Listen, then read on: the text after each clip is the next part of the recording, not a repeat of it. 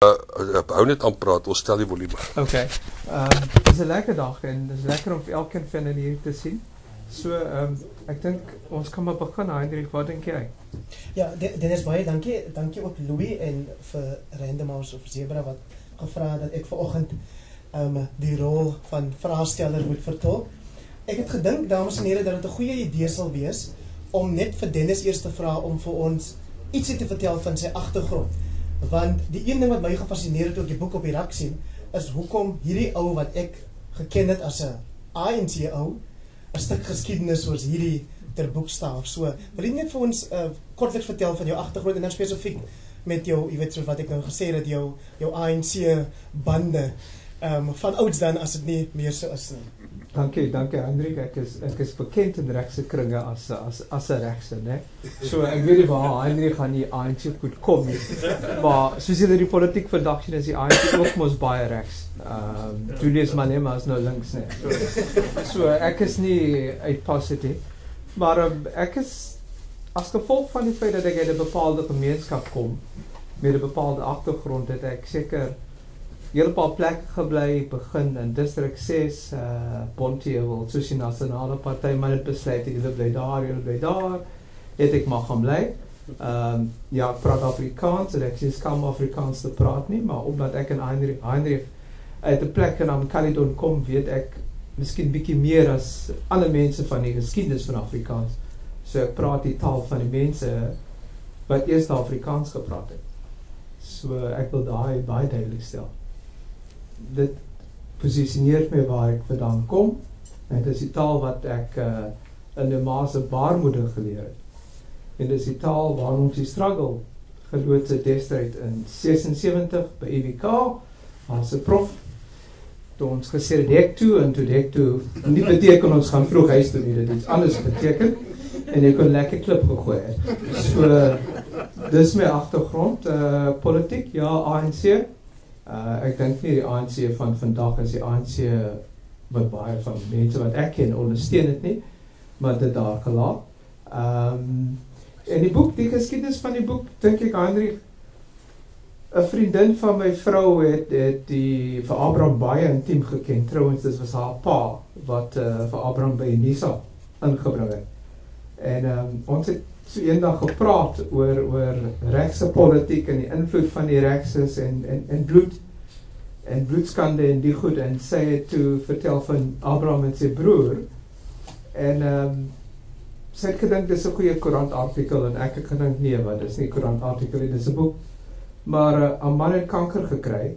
Hy is oorspronklik van Pole af, en hy is terug Pole toe, en om een of ander rede het hy baie siek geword, daar die kanker het teruggekom, en hy is in Pole oorlede, en nadat sy liggaamlike oorskot terug Suid-Afrika toe gebring is hy in Greyton, van alle plekke, sy wat oorgebly is hy begrawe, en toe het ons die storie met die boek opgetel, en so het hy geloop, en baie onderhoude, ook met professor Durant daarso, en baie insigte, en vandag die boek daar. Okay, fantasties. Die moeilikheid natuurlik met die ouers soos die dames en here is dat hulle loop die vraag vooruit. So hy antwoord nou goed wat ek hom nog nie gevra het, so ek met kop hier. Ek wil vir jou gevra het juist oor hoe jy op die storie afgekom het, of die idee vir die boek, maar die het jy mos nou gedoen, Dennis. Dan wil ek jou vra net ietsie oor die navorsing en skryfproses, en dan wil ek kom by soms so 'n paar goed wat vir my uitstaan hier, dat jy 'n bietjie daaroor vra, maar die belangrikste is, ek wil hê ons moet by daai deel kom waar jy die gehoor het gepeper word, want ons is in die geselskap van sommige mense wat as swaar gewig historikusse beskou word, historici, so jy moet jou slam vets neer daarvoor. Okay, so kom ons begin net gehoor, jy weet, die een opvallende ding is dat hier's 'n groot stuk van hierdie boek is geskiedenis wat bekend is aan ek is seker aan die gehoor, verwysings na Dakar, verwysings na die Broederbond, die NG Kerk, Dr. Beyers Naudé se stryd in die kerk, die Chris Hani moord, die veelparty onderhandelings. En dan kom jy en jy wil hierdie storie vertel van die twee Viljoenbroers, maar jy moet eers by daai stuk agtergrond, die aanloop van die Anglo-Boereoorlog, of noem ons dit nou die SA-oorlog, van daar af moet jy dit gaan haal, en uiteindelik seker maak dat jy steeds 'n unieke storie vertel. So hoe werk 'n mens met daai inligting om seker te maak dat jy steeds die leser geboei hou? Wetende dat hulle waarskynlik al die goed weet waaroor jy skryf, soos ek gesê het vir 'n groot deel van die boek. Ja, en ek weet dis mos daai bekende ding wat mense sê, die oorwinnaar skryf die geskiedenis. So ja, die geskiedenis is geskryf uit 'n bepaalde oogpunt, né? Kom ons neem die Anglo-Boereoorlog of soos mense nou sê die Suid-Afrikaanse oorlog. Maar dit was 'n Suid-Afrikaanse oorlog. As jy gaan kyk daar by Calvinia, dan sal jy daar 'n monument sien. Vir 'n ou wat destyds 'n breinhou was en wat hom aan die kant van die Engelse geskaar het. En die boere deur die dorp gekom en ek dink as kommandant Skeepers het vir hom aan sy perd vasgemaak en vir hom getrek deur die dorp omdat hy disloyaal teenoor die boere was. Abraham Esu. Dis hy. So dis nie as Anglo-Boereoorlog het dit almal in hierdie land betrek. Dis 'n bietjie van 'n klug om te sê dit was 'n Anglo-Boereoorlog. Maar soos ons weet, die ouens wat wen skryf het en die ouens wat vandag aan die bewind staan, skryf ook weer die geskiedenis van hulle insig. Soos ek kom met 76, so die ANC het nie van my kom bevry nie. Ons het onsself bevry. Ek weet nie wie sit en weet van die arm struggle, maar dit was ook maar 'n bietjie van 'n lekker grappie. Daar is geen manier dat die ANC militêr gesproke die nasionale party se deur kon weerstaan of verslaan nie. I mean, dit is so, dit was ander faktore wat daarna toe gelei het. So om terug te keer na die navorsing van hierdie boek, ek dink die Anglo-Boereoorlog en die naderdraai van die Anglo-Boereoorlog, die vredesonderhandelinge, was ook tussen oorwinnaars. En daai oorwinnaars het die grootste meerderheid van die land uitgesluit. En daai spook het teruggekom. So in 1990. En die ouens wat miskien mens kan sê die nasate van die Anglo-Boereoorlog was, hulle het gesit. En hulle moes die saak bereder. So ek dink om die ding te skryf is om regtig te wys, sonder om 'n vinger te wys dat daar's foute wat wag om herhaal te word. Jy weet. En ons kan maar vandag hier sit en lekker op ons bors slaan en sê ons het die nasionale party verslaan, maar ons maak hy self foute, jy weet. Kom ek noem 'n voorbeeld, die Smith regering het Koffiefontein gehad. Die nasionale party het Robben Island gehad. Ek kan nog nooit glo dat mense so dom was, wat uit Koffiefontein kom, 'n klomp ouens op Robben Island gaan sit, wat hulle maar dieselfde dinge gaan doen, jy weet. So die lesse is daar om te herhaal. Ek dink dis die moeite werd om weer in die verlede te gaan krap en miskien gaan uit 'n ander oogpunt en te sê, dis wat Smith gedoen het. Ek bedoel vir Abraham is Smith so groot held vir mense soos ek, wie se voorsate aan die ontvangkant van die Smith se politiek was Smith so groot held nie, jy weet. Soos om daai dinge te skryf en dit te boekstaaf, sodat dit daar staan en dan terug na die onlangse onderhandelinge wat die twee broers se rol gespeel het. Weereens, jy weet, op 'n mespunt seker, maar daar was onderhandelinge, maar ek wil jou vra voor dit bring. Ja, Dennis, beskryf jy hierdie boek as 'n biografie oor twee broers, of is dit vir jou meer, ek wil amper sê geskiedskrywing in die konvensionele sin van die woord? Man, ek vind me in 'n moeilike situasie, ek dink, dis 'n storie oor ons geskiedenis. Dis 'n storie oor broers wat by mekaar kom, maar dis ook 'n storie oor toenadering, nee, en versoening, nie net tussen broers nie, maar tussen verskillende gemeenskappe in Suid-Afrika. Ek dink in 'n ander tyd, in 'n ander politieke periode het die ouens gesing, ons vir jou Suid-Afrika. En ek dink dis wat daar deurgekom het, nee. Eintlik was die land voor eerste gesit, van Mandela af tot 'n hele klomp mense. En wat ons vandag het is baie daarom te danke. So ek dink dis ook om te wil sê, daar's mense wat sê F.W. de Klerk het hulle verkoop, maar om te sê, jy weet, F.W. het 'n groot prys betaal en het 'n groot ding gedoen, maar ander mense het ook groot dinge te gedoen, en om net te fokus dat dit was nie net die ANC alleen wat hiervoor verantwoordelik was nie, jy weet, dat ons kan ook terugstaan en sê baie gemeenskappe deelgeneem hieraan. Ja, ek moet jou sê, toe ek nou die boek lees, toe ek vir myself gesê, dit is juist opvallend dat van die flieks wat ons nou gesien het oor die oorgangsperiode, jy weet, fokus baie op meneer de Klerk se bydrae, die Mandela se bydrae en ander vryheidsvegters spesifiek, maar glad nie oor die, jy weet, 'n belangrike storie soos hierdie waar jy van regse kant af 'n bydrae kry soos die nie. Ek wil jou 'n paar, jy weet, as leser wil ek jou vra oor 'n paar goed wat ek raak gelees en wat vir my interessant was. Die eerste is 'n baie roerende oomblik waar jy saam met Abraham Viljoen by die graf is van die familielede van hulle wat in die kampe gesterf het. Dan nou in Standerton se begrafplaas. So dan wil jy nou net ek wil nie eers nou die hele boek hier vertel nie, maar dat jy net mense lus maak met 'n paar van hierdie vertellings, maar probeer dit kort te, want onthou ons moet hierdie mense kans gee om soos ek gesê het, jy het 'n paper met vrae. Ja, jy weet, dit is nogal interessant. Abraham in Constant Comedy District, Standerton. Abraham het in Standerton hoërskool gegaan. Dit is baie naby aan daai begrafplaas van die Anglo-Boereoorlog. En om daar skool te gaan in jou hoërskoolloopbaan, en jy het nooit geweet dat 3 van jou pa se familielede lê daar. 2 boeties en 'n sussie. En dan uiteindelik uit te vind as jy byna in jou 80e jare is, dat daar is mense van jou wat daar begrawe is. En om te dink, jy het gestap gereeld daar verby daai begrafplaas, maar dit nie vir jou daai aanvoeling gehad nie, jy weet, daar's sekere begrafplase wat spreek tot jou siel, en dis een van daai, jy weet, en dan kom jy daar verby, ek dink ons was 2 keer daar, 1 keer was die gras bietjie laag, volgende keer ons daar verby kom, was daar veldbrand daardeur, en dis verwaarloos, en dis so treffend, jy weet, van die verwaarloosing spreek van die geskiedenis, wat net so vergete gaan, en om vir Abraham daar te sien staan en huil, en wat hy vir jou sê, ek weet nie eens waar hulle lê nie, want sy pa het nooit daaroor gepraat nie, nog maar het sy ouma daaroor gepraat nie, en dan sê, en nou verstaan jy, hoekom Constant so voel, soos hy voel oor Engelse, dit sê baie. Ek is sommer net nuuskierig gewees op bladsy 50 is daar verwys, word die K-woord gebruik in 'n aanhaling van generaal de la Rey, en ek het gewonder toe jy nou besluit het om daai aanhaling net so weer te gee, of daar nie by jou sekere ongemak was oor die geskiedenis van die woord self nie. Ag nee, want ek het nie probleme met die K-woord nie, die Arabiere het eers die K-woord gebruik, soos julle weet, en ek kan nou nie weghardloop van die K-woord nie, ek sê ook maar, en het ook al maar ander woorde vir ander mense gebruik, en my daar was ek ook al 'n hotwoord genoem, so as dit nou vir my gaan afbreek, dan weet ek hier. Jy skryf oor daai oomblik waar die Viljoen tweeling vir die eerste keer werklik geskei is, waar die een gaan universiteit toe en die ander een gaan weermag toe. Wil jy iets daaroor sê?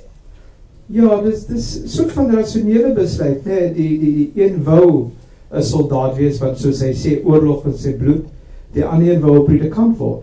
En natuurlik was er nie geld in die familie om al twee universiteit toe te stuur. En daai besluit moes geword het, en hulle het dit gemaak, rasioneel, maar toch was op dieselfde campus, hoewel hulle paie geskei het en aanhoudend uit mekaar, of weg van mekaar geloop het. So dit was 'n scheiding van 'n soort scheiding. Ja, jy skryf dan ook oor Dr. Beyers Nadeer se ervaring, en ek het seker jy gehoor is vertrou daarmee, maar spesifiek hoe dit aansluiting vind by wat Abraham Viljoen uiteindelik self deurgegaan het, en dan wat my tref daar is dat jy baie klem lê op die emosie, jy weet hoe hy dit ervaar het, hoe hartseer hy was as jy wil. Ek wil dit sommer net 'n breër vraag ook maak oor hoe belangrik dit vir jou was om spesifiek die emosie oor te bring, want daar waar jy verwys teen die einde van die boek na Ferdi Hartzenberg, is dit dieselfde ding wat 'n mens opval, dat jy weet, dis 'n boek wat geskryf is met empatie dan, seker? So. Ja, dis 'n boek geskryf met empatie, net met Beyers Nadeer wil ek stil staan. My wortels gaan tot in Genadendal. En Genadendal het 'n groot invloed op Beyers Nadeer se politiek self gemaak, want sy skoonpa was 'n sendeling daar. So sy verbintenis met Genadendal en emosie was my baie belangrik, né?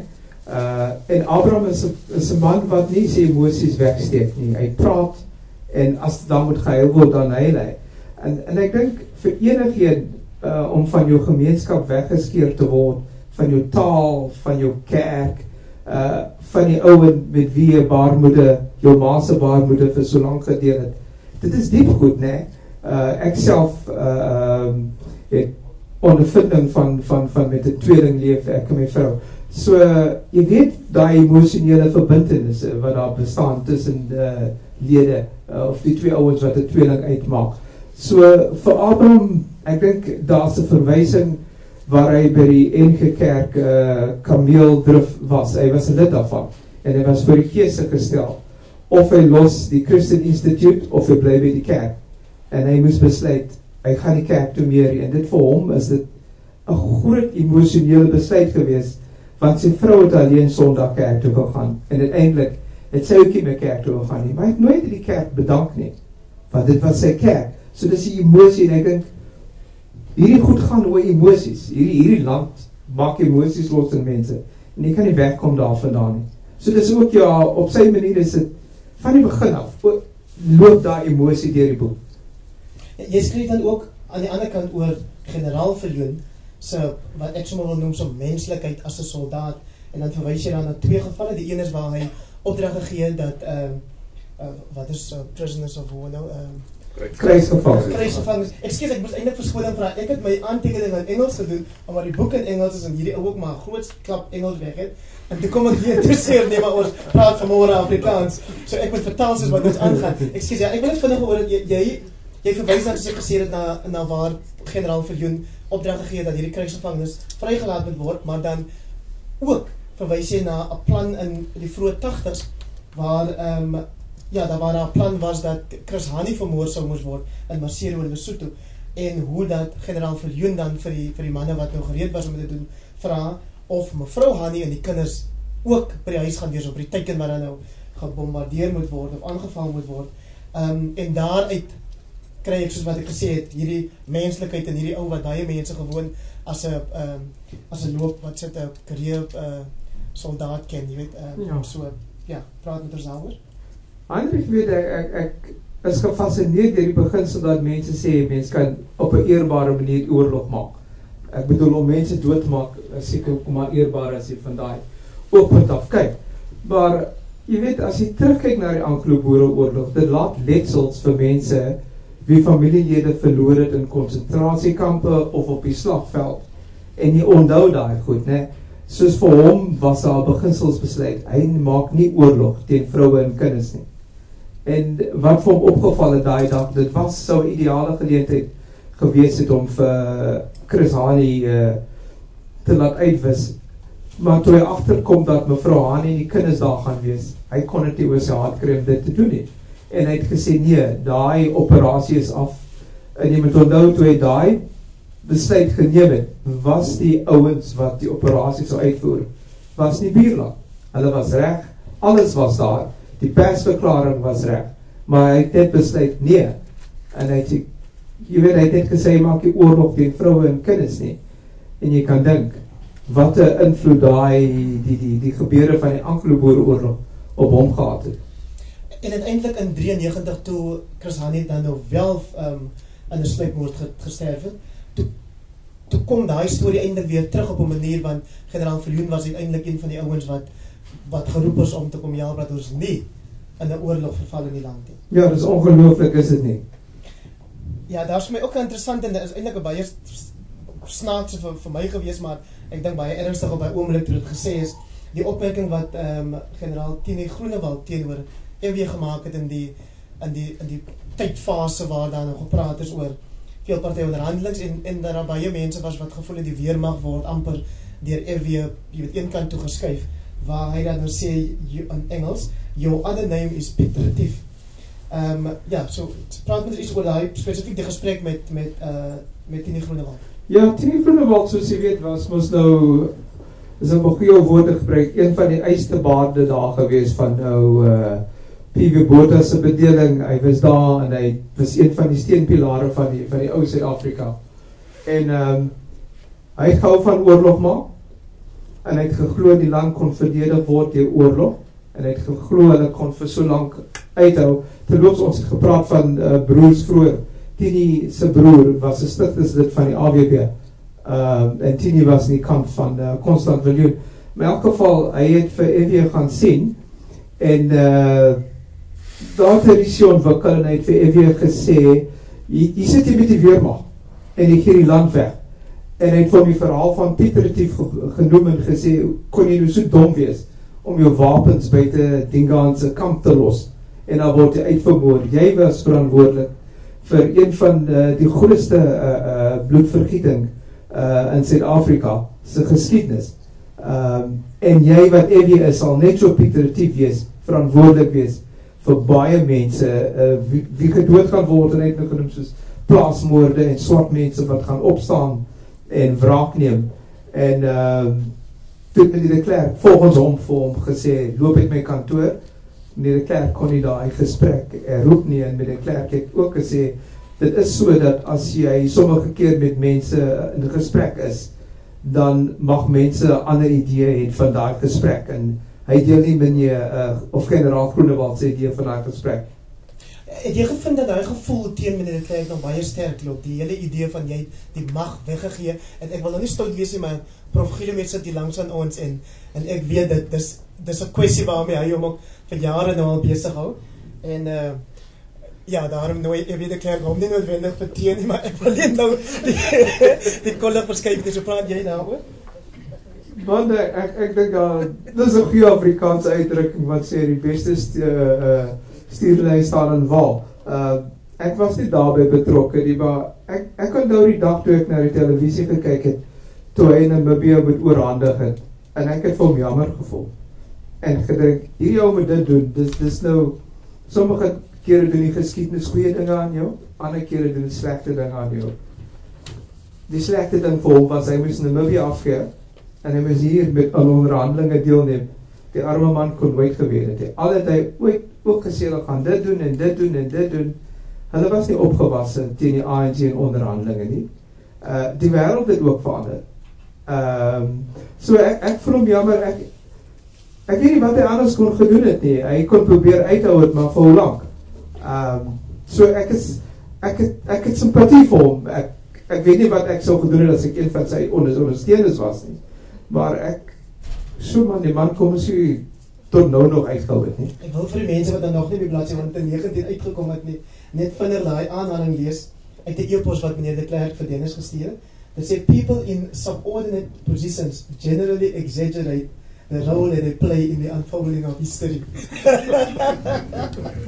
en dan is daar vir my 'n ander interessante aanhaling, en dis deur Corneille Mulder, wat sê, hierdie onderlinge bekleierery en gestry tussen die Afrikaners, het die volgende tot gevolg gehad, en ek lees nou maar weer die Engelse aanhaling, they were out of breath when they had to stand against the ANC. En dan, Dennis, wil ek net, nou kom by die oomblik eintlik, maar jy weet waaroor die boek uiteindelik gaan.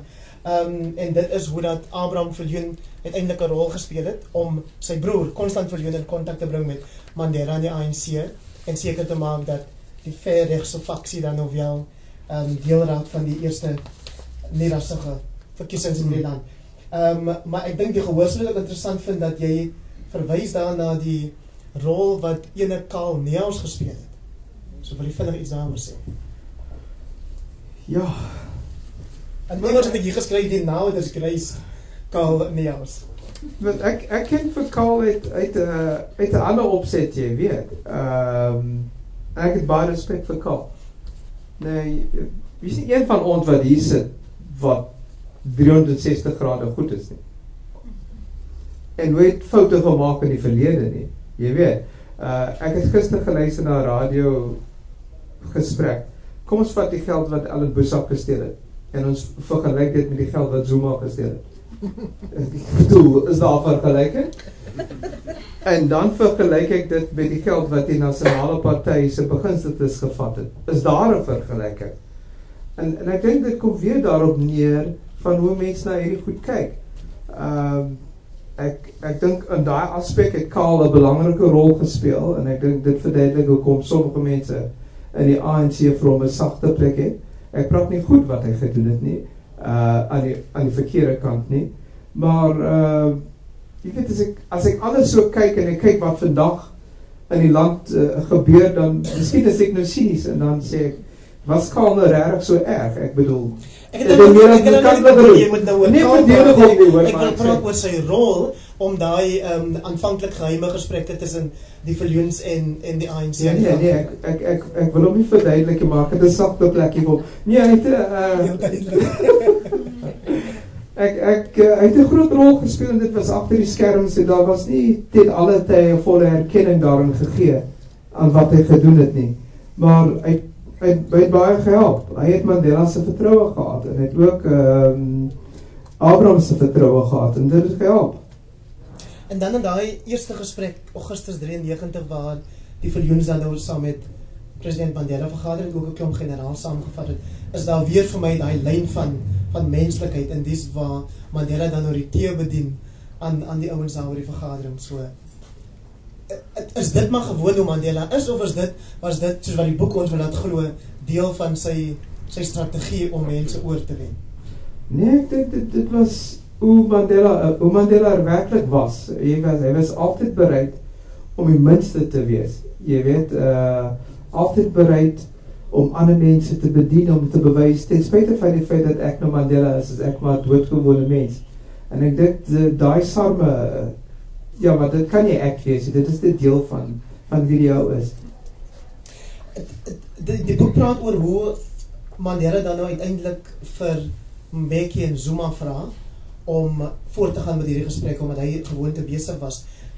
Ek noem dit omdat, jy weet, ons ken Zuma vandag in 'n heel ander hoedanigheid, maar jy sal dan seker vir ons sê, ons moet daarom nie sy eie rol in waar ons gekom het, post 94, of dat ons deur daai vroeë 90er jare gekom het, onderskat nie, of geringskap nie.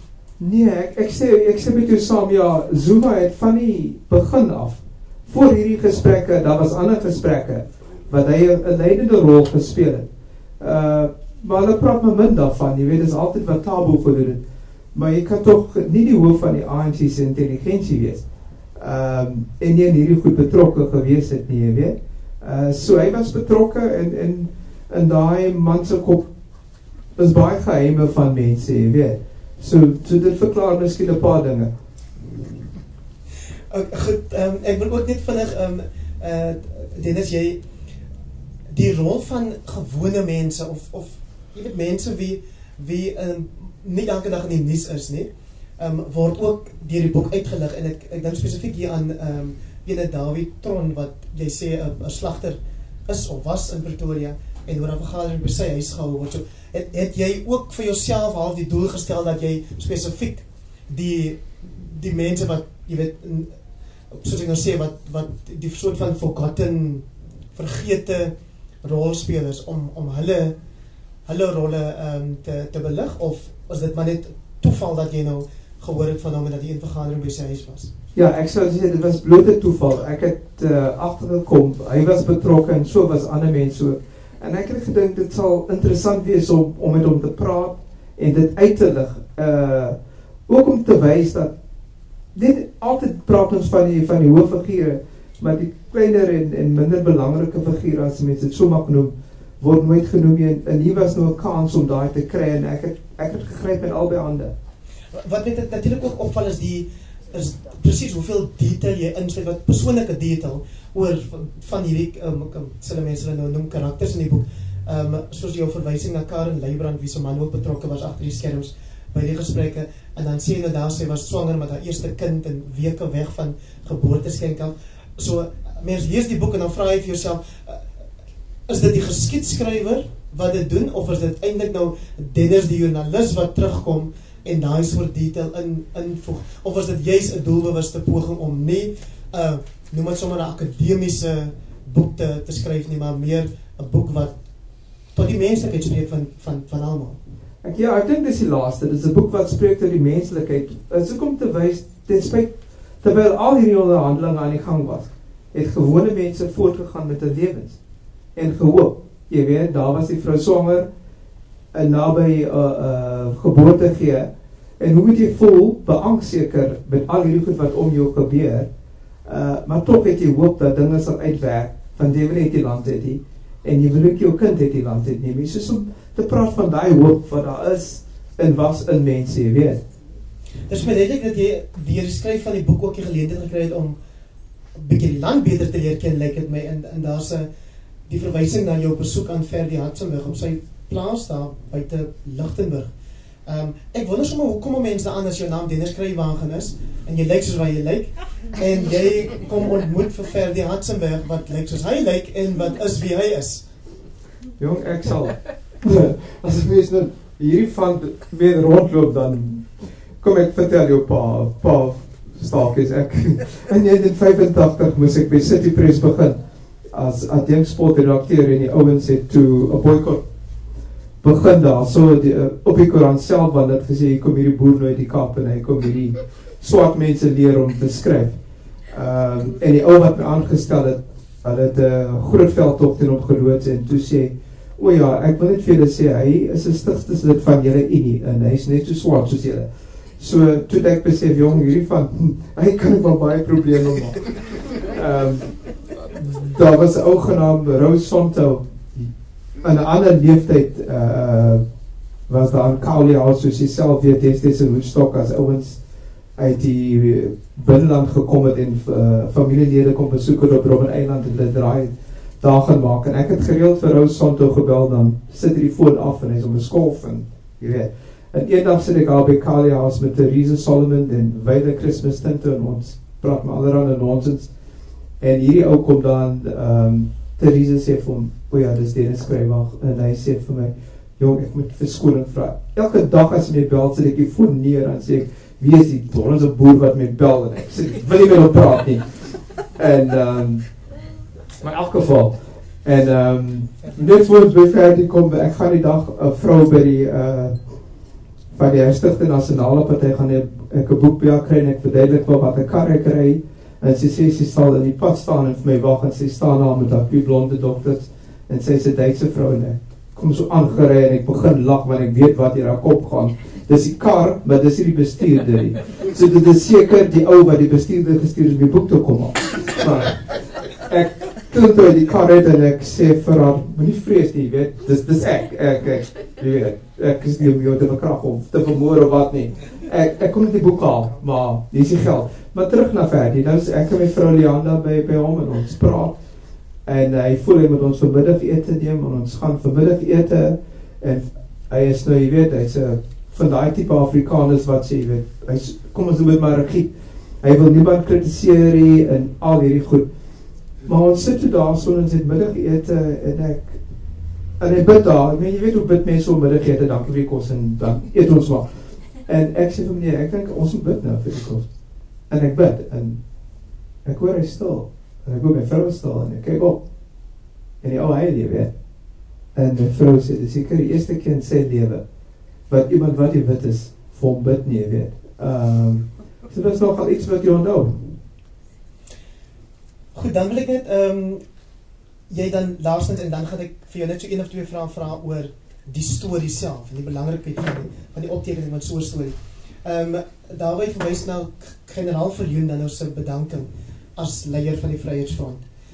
Dan, jy weet, as die ding wat vir my daar opval, dat jy vroeër in die boek praat jy ook oor hoe belangrik dit vir hom was, dat jy as hoof van die weermag nie tot in die lengte van daar in die pos moet bly nie, maar jy weet dat daar nuwe leierskap gereeld moet inkom. So, is hierdie, jy weet, is hierdie vir jou ook 'n teken van generaal Constant Viljoen as leier, 'n ou wat weet wanneer dit tyd is om te gaan, terwyl ons in hierdie land baie goed vertroud is met soveel ander wat weier om te gaan. Ek dink hy sou graag 'n bietjie langer wou gebly het en op sy manier uitgegaan het, maar ek dink sy weermag agtergrond het hom nie voorberei vir die politiek nie. Hy het nie besef dat mense kan maar genadeloos wees nie, en hulle kan vir jou, as hulle volgens hulle jy te lang bly, kan jy vir help om te loop. So ek dink hy was gehelp om te loop daar. Het jy groter waardering vir Afrikaner geskiedenis as wat jy gehad het voordat jy met die boek begin het? Man, dis nou 'n gewaagde vraag van dis wat bedoel ook. Omdat ek het 'n groot gedeelte van my lewe op die Kaapse vlakte deelgeneem het en ook by EWK geloop het, weet ek nie meer wat 'n Afrikaner is nie, jy weet. Want wat is 'n Afrikaner? En ek het 'n probleem met daar as Afrikaner net vel is, van die kleur van 'n vel, dan moet ek nou sê, okay, nou as van my voorvaders eerste was om Afrikaans te praat, of 'n vorm van Afrikaans, as hulle Afrikaners. So, maar ek bedoel jy dan nou wit Afrikaans sprekendes se geskiedenis? ja, ek het 'n groot waardering vir die geskiedenis van die land.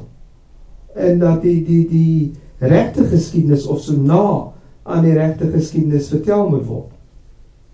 Sê gou vir ons jy, teen die einde dan sê jy, hoe dat hierdie gesprekke uiteindelik gehelp het om ook die twee Viljoenbroers na soveel jare weer by nader aan mekaar te bring en dat hulle nou weer soos die broers van ouds, soos 'n tweeling behoort te wees.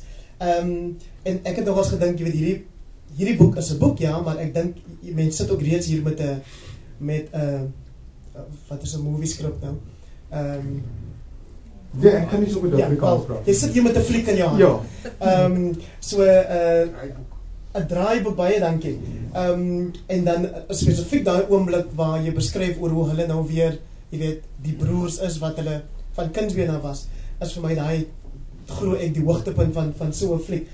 Nou wil ek vir jou hierdie vraag vra.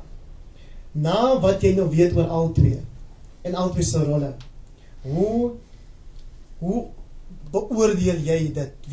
Wie van die twee is vir jou half die een wat die belangrikste rol gespeel het? Dit is baie onregverdige vraag, maar ek het dit ook baie doelbewus so gekies. So as mense nou vir jou vra, is dit Abraham of is dit Konstant? Wie van die twee en hoe kom jy tot daai gevolgtrekking?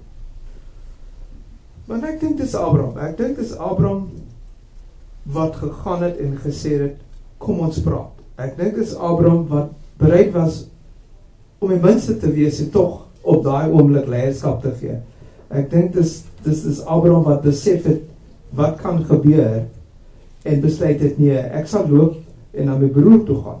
En dan sal ek na Mandela toe gaan via Karl Neas om vir hulle by mekaar te bring. So vir my is dit Abraham. Kan ek vir jou vra net hier die laaste 2 paragrawe uit die boek te lees? Want ek dink dit is nog als baie betekenisvol. En dan gaan ons die vloer oopstel vir vrae. Okay. Jy moet nou mooi lees. Ja, jy laat my dink aan my laerskool daar toe nog kinders geslaan het. The forefathers' arrogance in consigning black people to non-citizen status and failing to recognize that they would one day demand their rights as full citizens in the land of their birth meant that Afrikaners like Constant and Abraham Viljoen had to step up and rectify the mistakes of the past. Unlike the generals and the union politicians of old, they had to face up to the enemy and negotiate a new country, one to be shared with the very people their forefathers had beaten down and stripped of their citizenship. The wheel had finally turned full circle. Baie dankie, dames en here, gee vir hom 'n hande klap. Ek het eintlik hoop ek kan aan die einde sê the wheel of the ox wagon. Maar ek was nie redakteur van die boek nie. Kan ons nou vra asseblief